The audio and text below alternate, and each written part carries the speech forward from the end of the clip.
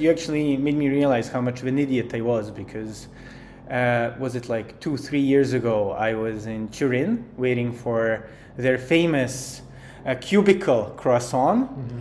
And it was actually very cold. It was December, and as any whatever wannabe influencer retard, I was queuing in this super super cold weather, only for a week later to discover that Sloj, your restaurant bakery, this amazing place, was also bringing it to Belgrade, and that my troubles were in vain.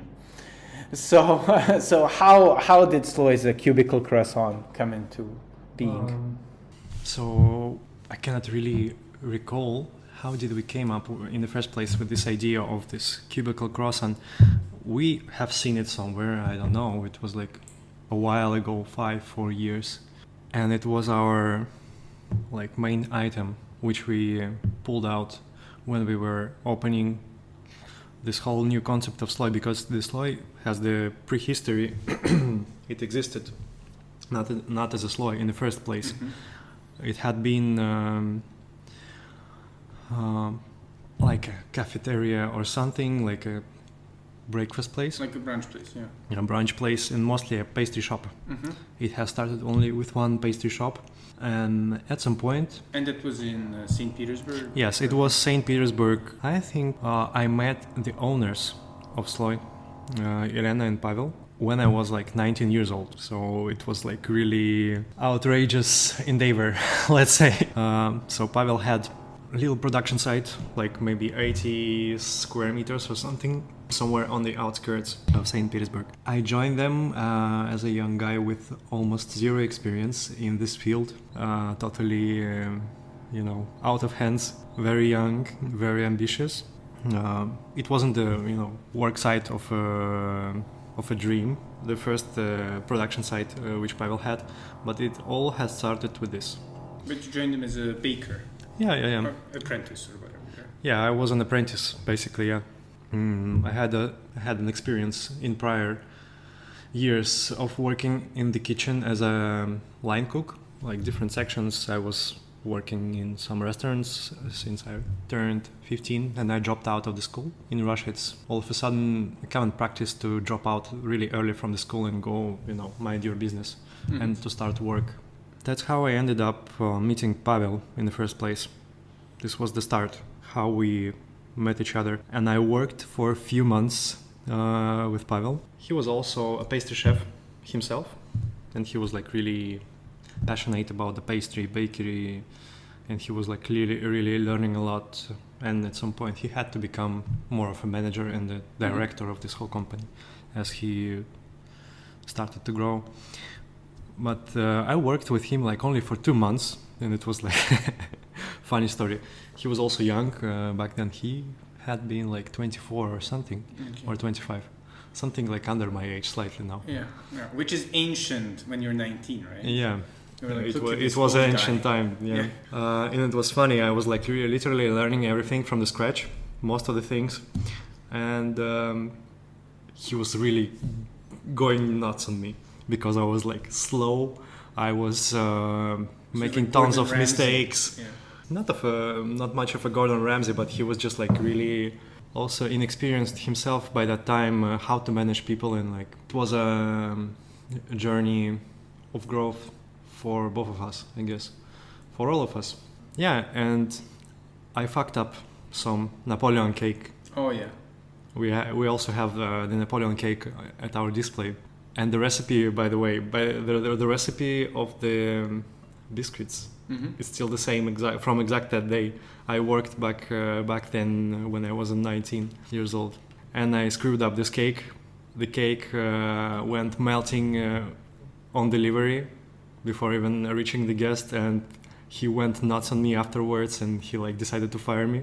And it was the best decision actually to my professional growth and to my career, because after that I got an opportunity to join Four Seasons, and it gave me really a solid background in pastry. So this is how it started, but still... But you decided to stick with the pastry. Yeah, at some point, I just decided to stick with the pastry and really delve deep into it. At some point I had two choices on my hands, which is to continue with the kitchen and to really start everything from the scratch in pastry. And I decided to learn pastry because this is to my opinion, but I think many people from my industry would agree. The pastry is the most complicated endeavor in the hospitality because it requires a lot of hard knowledge in chemistry, physics, and biochemistry as well when it comes down to bakery. But as you master pastry, the bakery and the kitchen comes really easy because of the deeper understanding of the processes which are occurring within food throughout preparation. So this is my overall conviction. So in Four Seasons, yeah. St. Petersburg, I assume famously non-ambitious place. And I was not really aiming to get there. It was like such a big luck. I realized it only hindsight. Because by that time, there was supposed to come the famous pastry chef, supposed to join them, which became my chef after a while, as I joined them, Nicolas Lambert. So he's now, at that time, executive pastry chef of both Four Seasons hotels at Dubai. And he's quite of a rock star in France himself. And he joined us right after he got 3 Michelin stars in Caprice in Hong Kong at Four Seasons. So you can imagine amount of the pastry chefs who was aspiring to get to work with him. And I had no clue that he was coming. And after a year, I was having a conversation with my colleague from HR department. We were sitting in the canteen and just chatting with her, and she told me apart from you, I had 25 or 30 people at your position, of which is a completely line pastry chef commis. So it was a big concourse to get there. Yeah. And I didn't realize in the first place how lucky am I got back then to have a chance to work there. And it was a quite tough time to me because it was how to put it? I would say it was a military training camp. Yeah. Because the standards are high, the pressure is high, and I was really young, but this is eventually what I needed to progress, to get together as a person, as a professional. Were you happy after 2 months that no Napoleon cakes melted and that you weren't fired? Absolutely. In the hindsight, I realized this is the perfect way it's supposed to happen. It's the best way it could ended up.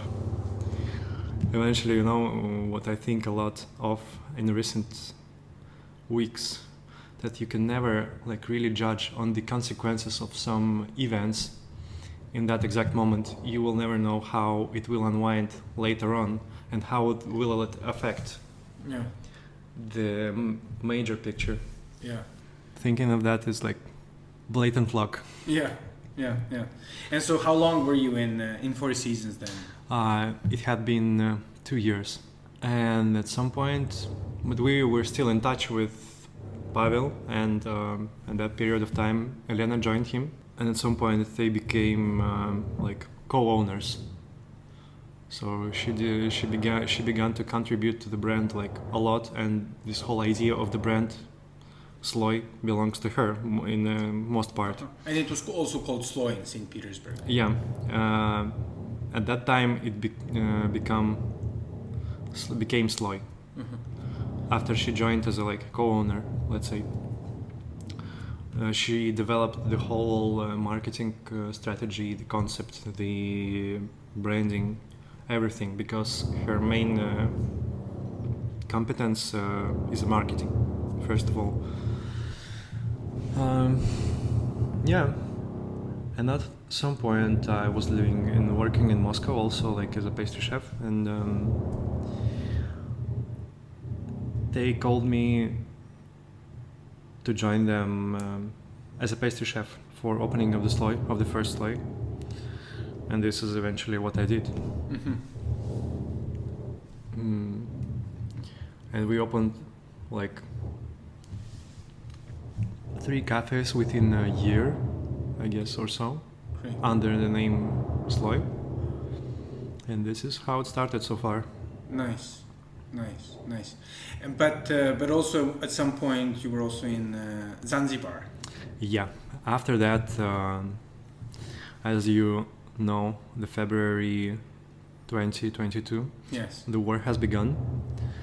And nowadays I realize maybe I wouldn't take such decision. But back then I was like still young. I was like 22 or something. Yeah, I guess I was 22 or 23. 23, I guess.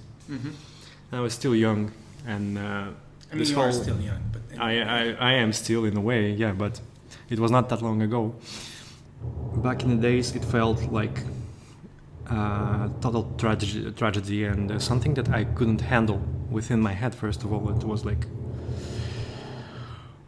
something I couldn't, bear with, and eventually I decided to flee. And I was like circling around in Turkey and northern Cyprus for a few months. And at some point, a friend of mine who was managing back then Relais Chateau hotel in Zanzibar. He used to be a general manager, and he was calling for me for a long time to come there and elaborate for them the desserts, like consulting affair or something.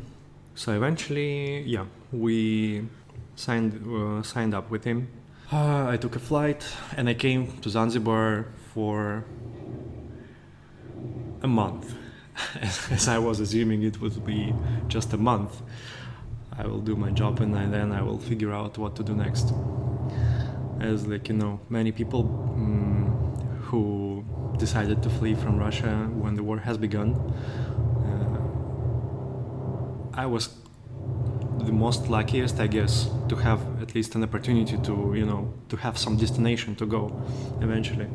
But for the most of the people, they were just going into complete nowhere. Unknown, yeah. So in that perspective, I was super lucky to have the chance. And eventually, when I came, I elaborated some desserts for them. I did my job, and the owners and my friend himself, he offered me to stay there as like an executive chef and F&B director in a permanent term. And I agreed for that in the first place, but then I realized, nah. Really? Yeah. So how long were you doing it? I was doing it shaking hands for probation period for 3 months more, and throughout these 3 months I realized I couldn't handle that. In that place it was kind of a golden cage. Really? Yeah, mostly because you think kind of like a young dude, like a beautiful island. I haven't been to Zanzibar, but I've heard it's very nice. Yeah, this is nice hotel. It's almost like White Lotus. Yeah, it's absolutely serving the vibe of the White Lotus when you are coming there as a guest. Let's say, as you start to dive into the operational work, the things turning out to be much more complex and much more demanding.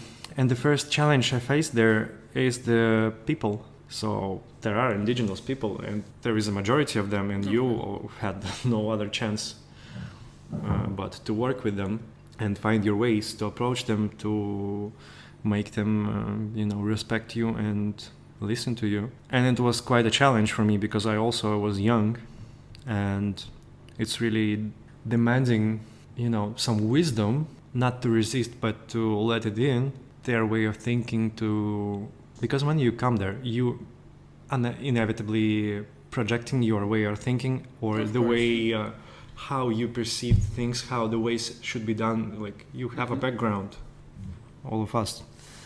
We do have a background, and then you begin to portray your background to that place, and all of a sudden it doesn't work. And then you have to learn from the scratch the ways, how it is working there. They have their own mentality, they have their own everything. And in the first place, you're getting mad. Yeah. Because you face the culture clash. And for them, you are another white guy who came there to, manage them. And it's really already a wall to break. And you have to, to get their respect in the first place. Otherwise, you cannot get it. You cannot get around it.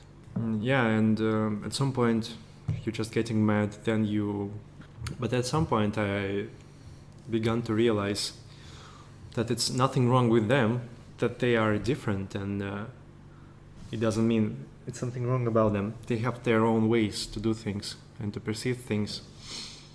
And it also does work, but not in the way which I assume. Yeah. And it's quite a challenge for a young dude, because you can imagine in your 20s you're basically more aggressive. You are more aggressive, you are more arrogant. Arrogant. Absolutely, yeah. That's the exact word. The arrogant, and I would more say ignorant. Of course, yes. So this is the challenge I faced, and it's a good experience to go through to get rid of the ignorance. It certainly taught me to listen and to give a chance to a person, to show you something rather than just confront it. Yeah. From the straight very beginning. Yeah. So it was a spiritual journey in a way. I can imagine. Yeah, and throughout this period of time which I was working in this hotel, some friends of my colleague approached me, and they offered me to open my own restaurant at their hotel. Okay. In Zanzibar. In Zanzibar, but it was another beach.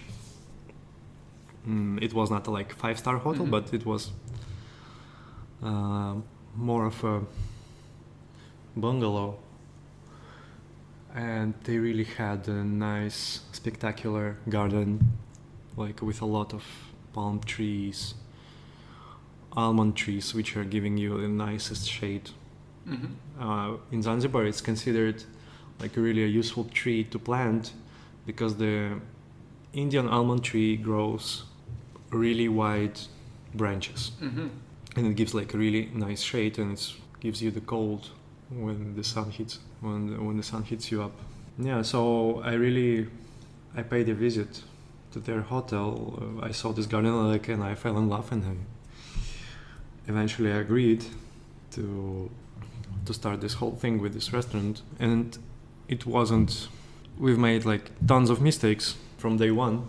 It was mistake over a mistake.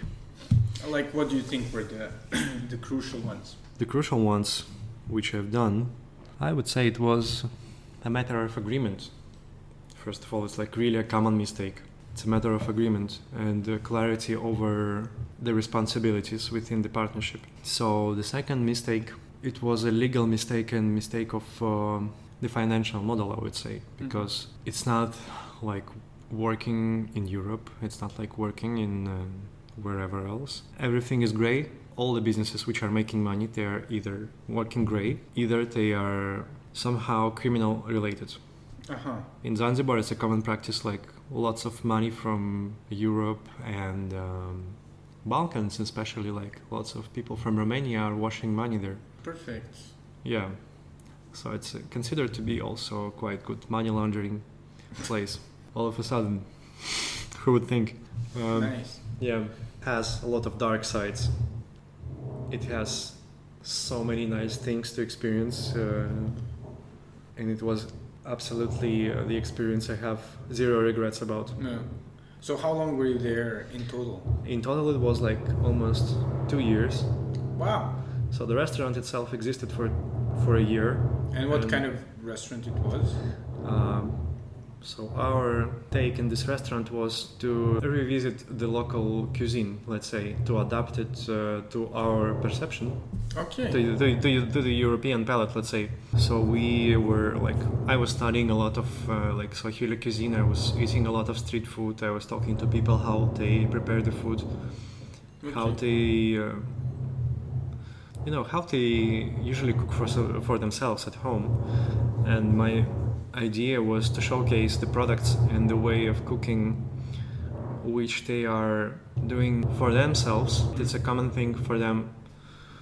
They're doing one thing for themselves, at home, and such things you would never find somewhere in the street or like in a restaurant. Yeah.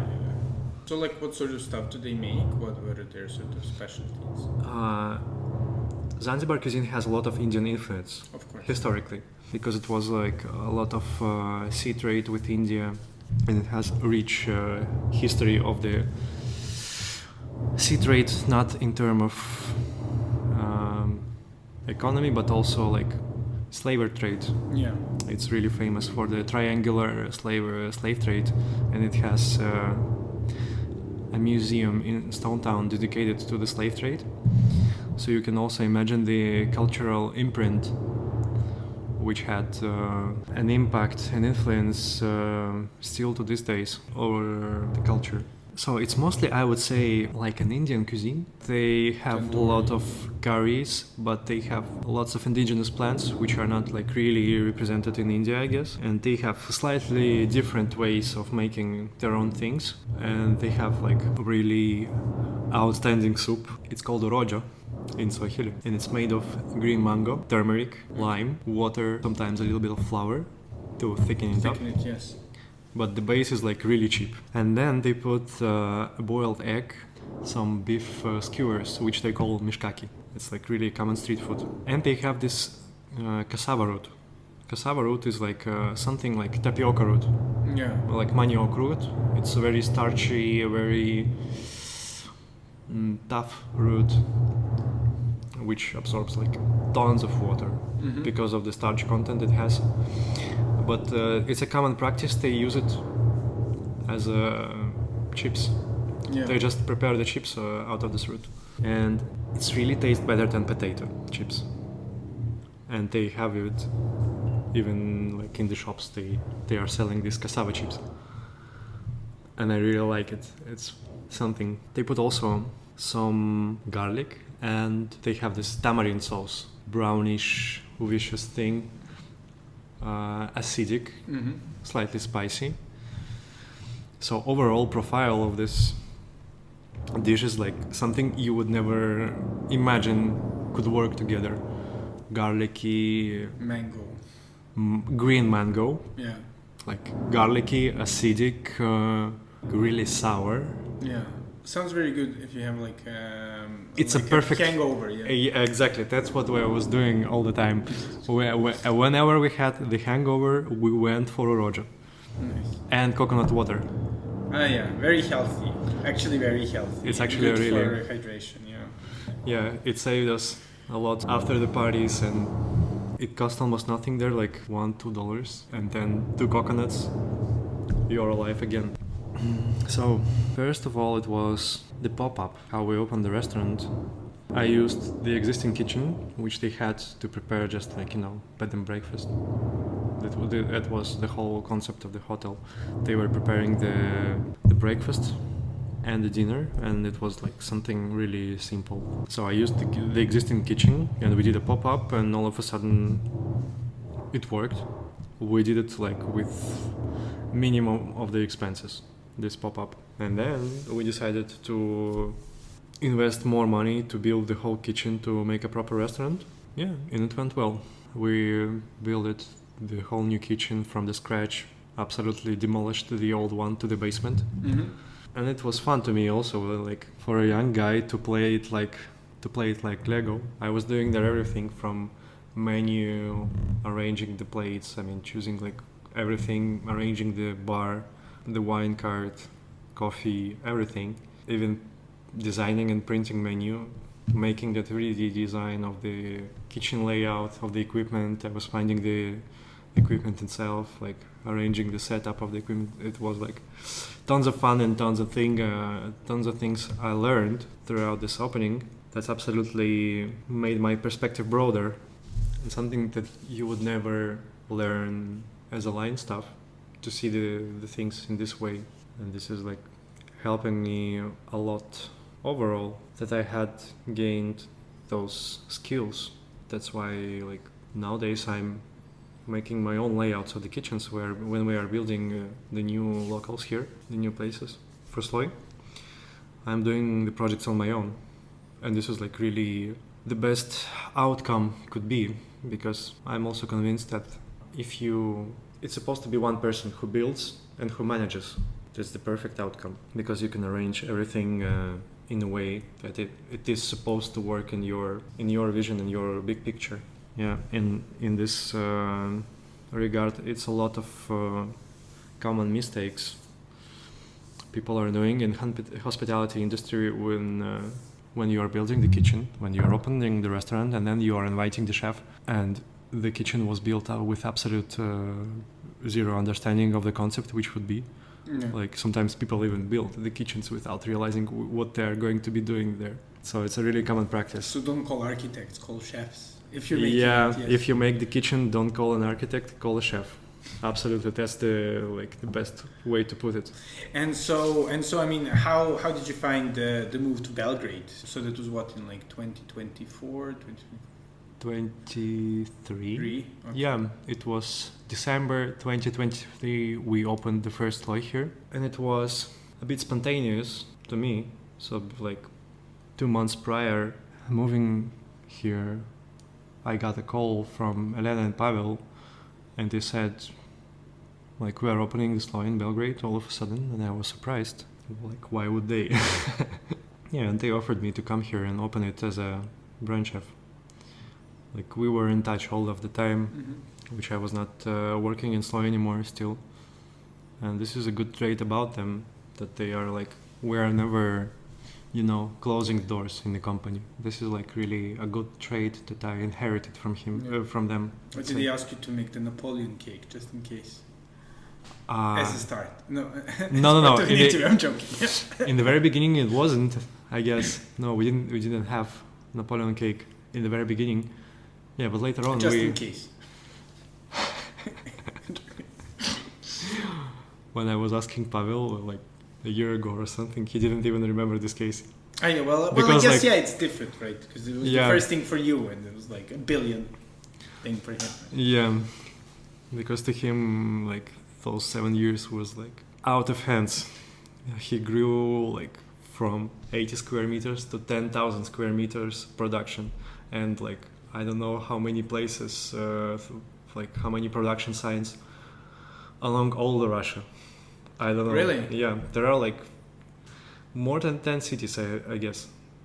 And it's all Sloj? No, most of the things which they are doing is like B2B supply. Okay. For retail. I would compare the model to Hleb and Kifli. They have their own retail and they are supplying to to mass market. Nice. Yeah, and it's been a lot of things since then.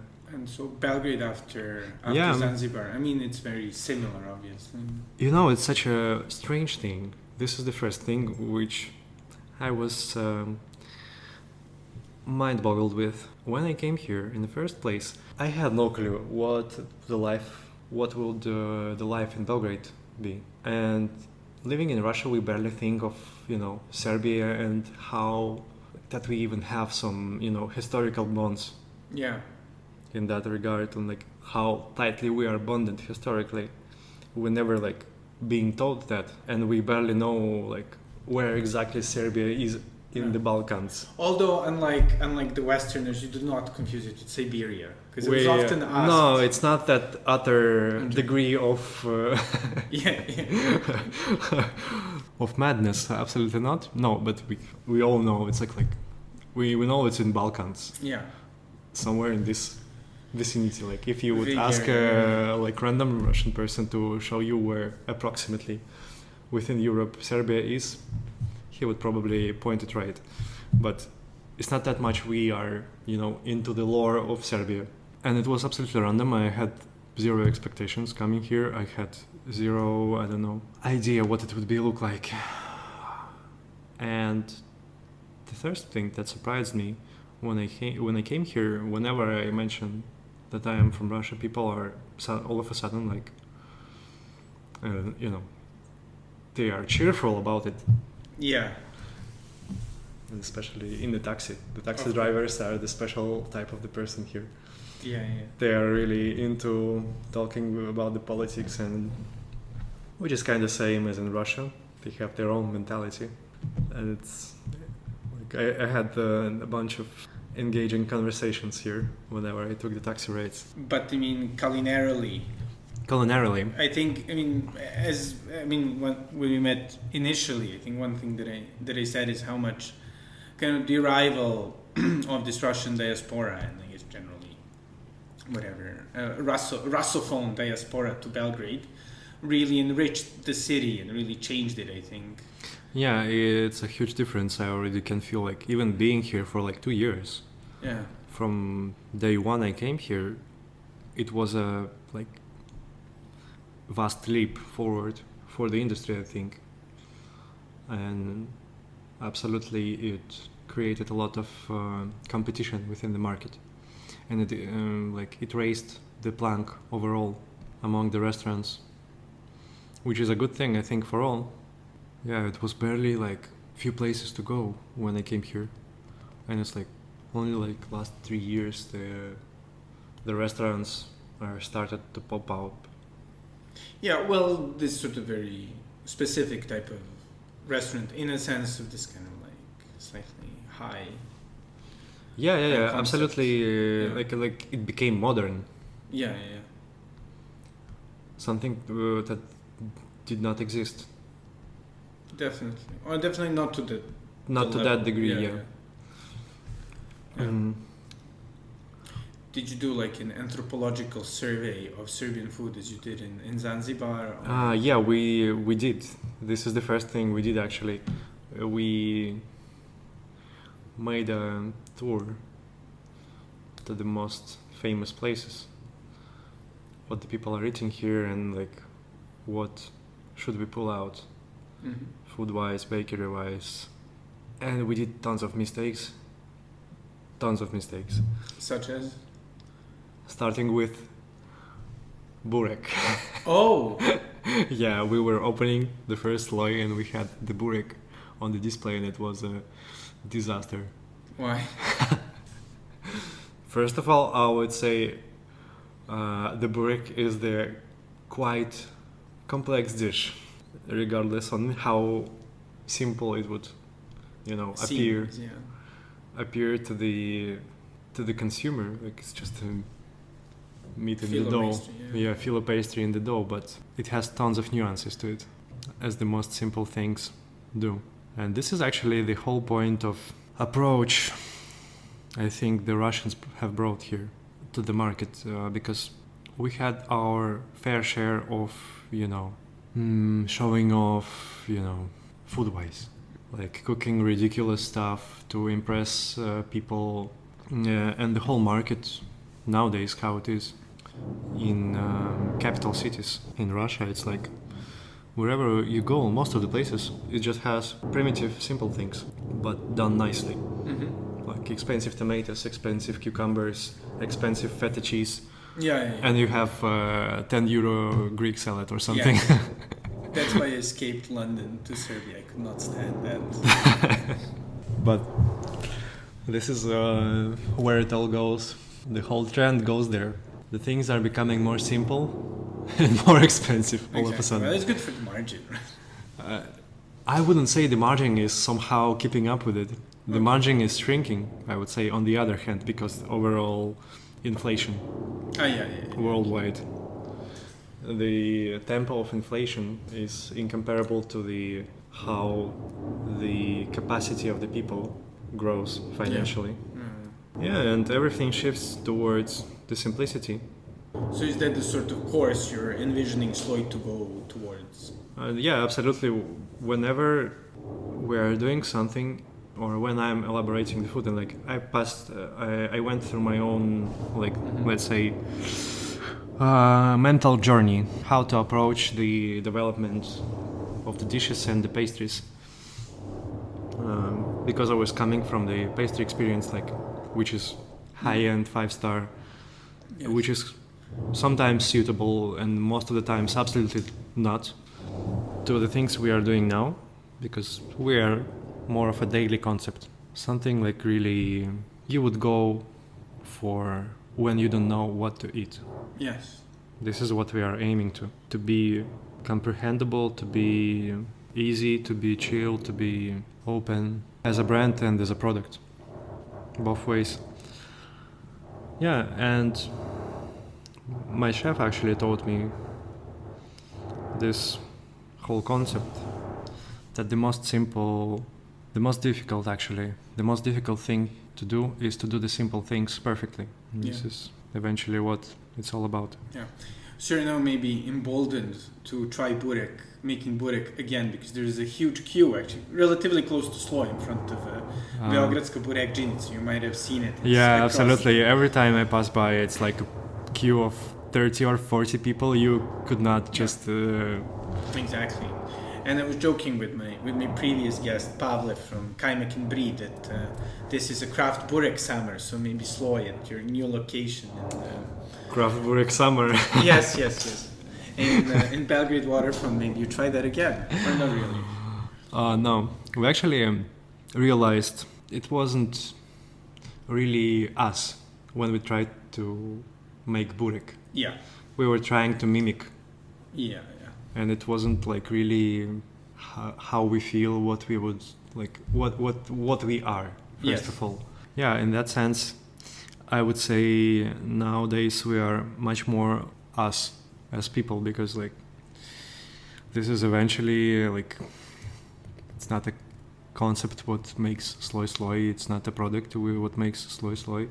Yeah. It's us, it's like really the crazy team behind, and this is like the most insane thing when I look back on how it all evolved. Like many things were done so random, many things were done, it was like absolute a leap of faith. And still we made it till this day, and we are growing, and we are really doing better and better, and we are getting more and more professional, and we are now trying to be like more structural as a company. But most of the things like we are doing, they are just the things we like. Yeah. And what would you say what are you proudest of in Sloj? Proudest of? I mean, food-wise, obviously. Food-wise. The team, the great people. I get that, but food-wise. Food-wise, maybe it's a paradox of being a chef that I completely, I wouldn't say disregard my own food, but like I'm so much used to it because I'm seeing it every day, and I'm eating it every day. Yeah. I almost don't think about like that it has some meaning and it has some value to someone. It's like really hard to separate it. Something that really stays with us from day one, and something which we are considering maybe the signature. And the thing we brought here is honey cake, and the recipe stays still the same from day one. It had gone through like visual changes, but the taste-wise is still the same honey cake, which was on the display of the first Sloj we opened in St. Petersburg. This is, I think, our like signature staple of the pastry display. And maybe the lemon tart, I am convinced, is the one of the like best lemon tarts in town. I haven't had it, but I'll have to. Yeah, once I was having a conversation with the editor of Pekar and Poslastičar magazine, and I was making it like dessert tasting for her because she was like really curious to try it all, and we had a column about us in that magazine, and I think she mentioned something that it's the best lemon tart she tried so far. And to me it's also like the perfect way the lemon tart supposed to be. It's like epitome of the lemon tart to me. Okay.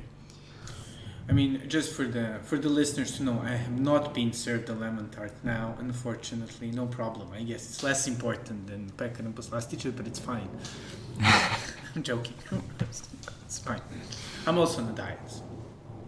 For the bakery, I would say it's still the cube from day one. It's our signature staple. But were there queues when you first launched it in Russia? Queues, I wouldn't say. There were more queues when we opened the first one in Vračar. It was a mess. It was like a queue coming outdoor. And the last time I've seen that, it was in Paris. Because in Russia, nobody will queue for... Really? Yeah, for something like... I wouldn't say... It's less of a hype place. For people to queue, something like really outrageously hype supposed to happen in Russia. And because like it's such a big pool of places you could go. And like it doesn't work that much of it's not the way it works. So that was left in the 90s with like Pizza Hut and whatever, McDonald's. The first queues in front of McDonald's in Moscow. No longer. Have you had this kind of queues, by the way? I guess we did, but it was like open in '89. I don't know if you said that. War started. So. But what would you say is now like what do you see as like the new food trend? The new food trend. So I would put it. Maybe I would begin with how any industry passes three major stages of the development. Let's say. So first is like a product, then a service, and then impression. So those are the three economical stages of any industry, of any business. First you compete with the product, you compete with the others to get the better product, and you win the market over providing the better quality or price for the product.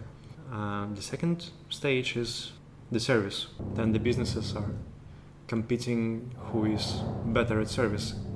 And at this point the product doesn't matter anymore. More or less everyone have got the idea how to deliver like the best quality product possible for this money, for this price, let's say. Then people start to compete with the service. And then it's an economy of the impressions. Then you going further than the service and the product, and you are trying to make the emotional impact over a person, over your customer.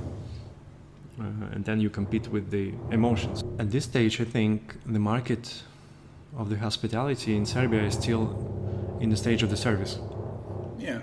More or less, it's that stage. An overall trend in food and in the places, I would say, as I see here, I think everything will shift towards the service, towards pre-made meals. The market of pre-made meals will grow, I think, in the perspective of next 5 years here, because this is what happens. Like in supermarkets? Yeah, supermarkets, deliveries, and I can see that happening within like next 5 years, because we also had this major trend over the next 3 past years in Russia. Like the retail had skyrocketed with pre-made food, and in the restaurants, I think the concepts like Faro and Bar Sasha will pop up more and more. The concepts of the simple food, like really, at some point, I think the people have gone tired totally of complicated things or going out to impress yourself with something, and everything will lean toward bistro. This is just my idea. So you're not gonna start the Swahili food place? No, absolutely not. Not like a Roja bar. Roja bar? What's the name of the soup? Oroja. Oroja bar. Yeah. No, absolutely not. I can see like the trend worldwide, how the fine dining shrinks, and also it has another explanation to it. It's harder and harder to find the qualified people to run such kind of places. And whenever you're trying to build some like higher end restaurant, you are facing the staff issues, and you are coming up with the necessity to train your own staff from the scratch, and it's becoming your immediate expense. You have to invest, otherwise you could not just run it. You cannot acquire stuff from the market. It's not an option anymore. You just train your own stuff. It's the reality of the hospitality industry nowadays. Yeah. Even us, we are not such a complicated concept food-wise or bakery-wise, but still we have a lot of complex processes and a lot of complex techniques we are using, which requires eventually some degree of qualification. And most of the people we have to teach from scratch. This is what we're facing. Are you thinking of maybe opening a Sloj Academy? Not at this point, but this is what happened to the most of the large restaurant owners who are owning the big restaurant holdings. They ended up opening their own academies for the chefs, for the service in Russia. It's a common practice. Oh, really? Okay. Yeah, because you cannot get stuff, and what do you have to do? You have to train it from scratch. But in Russia, do you also have hospitality schools like we do in Serbia? Because basically here you kind of go through. We certainly have hospitality schools, but it's not a big trend among the people of the Gen Alpha and Gen Z to go to hospitality schools, because majority of the people of their age wants to be something, I don't know, whatever, but not to work with hands. It's overall trend. But if you brand it with a cool restaurant name and stuff, then maybe they would do. This is what upsets me a lot, actually, that the young people are not getting fascinated by the romance of the restaurant and working in the kitchen anymore. It's something that completely gone. Maybe I'm just a millennial, but still you see photos of food, people like food, people like talking about it. Yeah, absolutely. But I see that it's less and less people are really passionate about the food and about the hospitality. Okay. Of course, we had a lot of people of the age 20, or most of the people which we had in the team are in 20s. Even the top management. Mm-hmm. We are all in our 20s, even below 30. Wow. So overall, we are a young company in all ways. Yeah. Yeah, I'm 26 at this point, and Elena, the second owner of the Sloj, she's also 26. Wow. You can imagine. I hope I get the pensioner pass next time I come. Being 37. You go into the corner, Grandpa. With chess and stuff. But nice, so what's next? What's next? We were thinking of the third Sloj in Belgrade waterfront. It's been a year we started to plan it, and this September hopefully it's coming up. We're opening the third Sloj in Belgrade waterfront, and next year, fingers crossed, the Sloj in New Belgrade is coming. Nice. Yeah, so our plans are to try as much as we can to accommodate all the areas of Belgrade, and then maybe to try our best maybe with some vending to adjust our concept to the vending, let's say. I could see it with sandwiches, I don't know, croissants, something, and coffees. Could be nice for offices. Nice. Airport, absolutely we would try to open in the Nikola Tesla. Worth a try. Yeah. We would grow to fourth local, and after that we would certainly need to move into some larger production site, and it would be definitely a big journey to build the production site. Yeah. It would take at least a year to make a layout, to prepare every legal stuff. It takes time here, definitely. It does.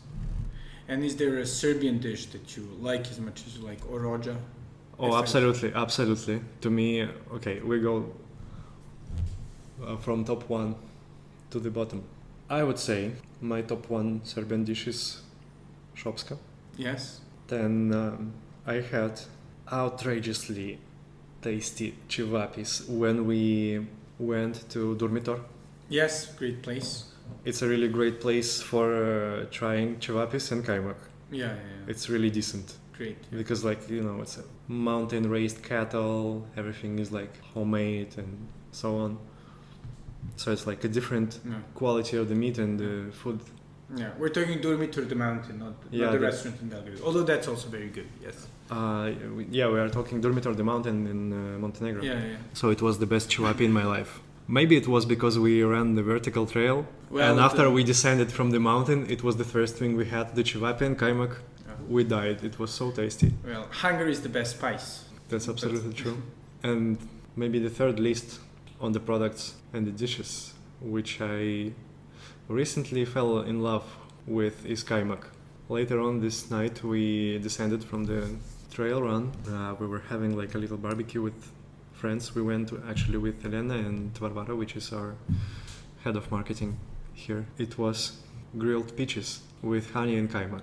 Really unexpected flavor collision. I just had a glimpse that it could work together somehow, and it did work absolutely. But it was like on a normal charcoal grill. Yeah, it was a normal charcoal grill, just halved peaches, which were in perfect season. Some honey and kajmak upon the warm peaches, which is melting. Okay, so let's make it the peach and kajmak autumn. Peach and kajmak autumn. Actually, now we are also trying to come up with the concept of flatbreads and pizza, let's say. Okay. In waterfront Belgrade. Yeah, we were doing like yesterday. Mm-hmm. You can see the pile of boxes. I brought the pizza dough, and we made the pizza trials at the home grill. Okay. Already for Belgrade waterfront. For the new Sloj, yeah, maybe the flatbread with peaches and kajmak could be something. Yes, well, you heard it first here. It could be something like really nice, worth a try. Yes. And another thing we all going insane about, like all of us, the team of Sloj, is koch. Koch. Yes. My grandma used to make decent koch. Yes. Well, it was also one of the first things we tried to make here when we were opening the first Sloj, but apparently it didn't work. It was a mistake of I would say, that we put it in the main menu as like a breakfast dish. Yeah. And it was colliding with the pastry display, and of course people wanted to demolish the pastry display because it was just like jumping in front of their eyes, and this is the first thing they were noticing. Noticing, and they were going for. Maybe this autumn I will drop also the koch trileche. We always take trileche or whatever. Of course. It's the dish when you have to spend the day at home and decompress after something. Yeah. Like you order trileche. To me, it's also like soul food. It is. Somehow, I really like it. Thank you, Mexican telenovelas and Albanians, because that's how it actually started. Really? Yeah. I wrote about it on my blog and. How it started with trileche. I was wondering about the lore of trileche and how it ended up being a national Balkan dish. Yeah, so apparently there was like a condensed milk plant in Mexico. So that's how I heard it. And they had like this recipe because it uses condensed milk on the can, and became very popular in Mexico, and it is very popular in Central America. But then apparently Albanians watched a lot of Mexican telenovelas where they were making tres leches. And then they started making it in Albania, and then it kind of migrated northwards. That's maybe I'm lying, but I think that's the No, that's actually sounds like a truth because like I was looking up. Or maybe it's through other connections between Central America and the Balkans, which might be similar to the ones you mentioned in Zanzibar. Maybe. People just tried it and liked it. But maybe it's the telenovelas as well. Yeah, and it's coming from like really the country. I cannot recall the country it is coming from, but it is definitely the country you would never imagine. Yeah. It is the origin of the Slojs. Yeah. It's something like not a Costa Rica, but somewhere like Paraguay or something. No, I think I hear in Costa Rica. Maybe it's there. Anyway. Yeah, I've been surprised. Yeah. When I discovered this fact. Yes. But cool. So lot to look forward to. Absolutely. This is the next thing I want to pull out for the pastry display. That's good. And maybe you also get the peaches and kajmak cube. Hopefully. Oh, could be a good idea as well. Something to try with kajmak. Definitely, I'm. When I came here and I tried kajmak at first, it tasted to me like something I'm not used to. Mm-hmm. It's like really surprising how my taste changed throughout the course of living here, like for 2 years. And more I live here, I discover like lots of things which makes me fall in love more and more with this place. I had this vibe, and I still have it. Mm-hmm. When I came here about the Belgrade, it's the perfect city for retirement. It's absolutely balanced to retirement from any perspective. Interesting. Yeah, this is like definitely the place I would like to spend my like 60s. Okay, your late 30s. Yeah. Late 30s, hopefully. Yes. But why? I don't know. Everything is so like domestic. I don't know. Everything is domestic. Everything is like. So the first thing I noticed, which is the crucial cultural difference between the mentality of the people here in Russia, is the thing that everything is just smaller. Everything is just smaller, and the people are more connected. The circles are much tighter. Yeah. And the whole institution, let's say, of the social institution of the reputation is much more valuable here. Yeah. It makes much more difference than in Russia, when the whole population of the St. Petersburg is like, I don't know, it's like 2 Serbias. Yeah. And in St. Petersburg is like less of that neglection in the society, but in Moscow, due to the immense competition, there is definitely that vibe of people are not people, to my perspective. I mean, they are like, when you live there, you don't feel the value of the people around you. You don't feel like value to the person, because like everyone lives there with the impression of total replaceability. You could be replaced, and this is like main it's a big narrative. city thing, right? Yeah, it's a big city thing, which is completely opposite here, and I didn't face this kind of mentality for a long time. Like, I was surprised, and it's a good trait about the city and the people here, that you feel just actually safe because of that. Yeah. To deal with the people, because if you know the people, like if you know the person through someone, 99% chance it will be alright to make a deal with this person. So the connections are like really important here, and it gives you a lot here, much more than you could get anywhere by having connections. Yeah. Let's say. Yeah, it's very tight-knit community. Yeah, and I think a lot of young people here are like really moaning about, I was also surprised that people of like my age or younger are not really happy to live in Belgrade, because to me it's like absolutely, I don't want really to move back to Russia after living here. I'm got really used to Belgrade. I really like it here. Yeah. Well, I mean, it's understandable, right? Like, grass is always greener. And grass is always greener, absolutely, yeah. And then secondly, I mean, not that many people had your experience of being sort of all around. Yeah, it's a matter of exposure. It's good to, and when you're young, I mean, I was in the UK for a long time. And it's useful when you're young to try something different and find yourself. Yeah, it's amazing how you getting just sane after the age of 25. No, you don't. It goes back and forth. Does it? Maybe it's a spoiler. But thanks, Sasha. I would say, to me nowadays, this is the place to be. Yeah. And there's definitely like lots of things to do in the industry. Like, how can I contribute with my experience? Tons of ways to apply my knowledge. Like for me, it's a perfect match of time and place. Yeah. Well, it's all about making most of it, ultimately.